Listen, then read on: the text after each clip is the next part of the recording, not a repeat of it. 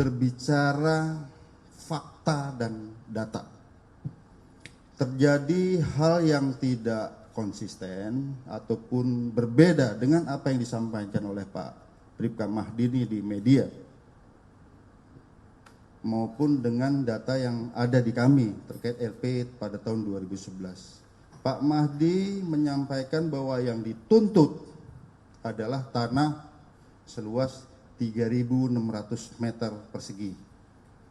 Padahal LP pada tahun 2011 itu ya, yang dipermasalahkan hanya 1.600 meter persegi, dan itu sesuai dengan BAP daripada korban. Dalam ini pelapornya adalah Ibu Halimah, orang tua Pak Mahdi.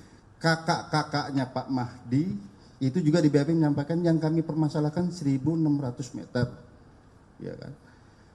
Kemudian atas nama Gunandar, Madin, dan berbagai lagi saksi-saksi yang diperiksa yang dipermasalahkan adalah 1.600 meter. Jadi ini harus, tadi sudah kami klarifikasi ya, oleh beliau tidak diakui.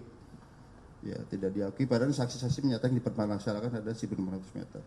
Yang kedua, Pak Mahdi menganggap dari 3.600 meter ini tidak pernah dijual sama sekali. Ini harus dicatat ya.